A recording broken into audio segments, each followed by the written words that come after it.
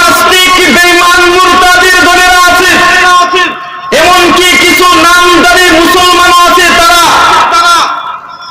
এই কোরআন এবং হাদিসকে পৃথিবীর জমিন থেকে কিভাবে উৎখাত করা যায় তারা রাত দিন চেষ্টা করতেছে, যেরকম ঠিক না বেঠিক?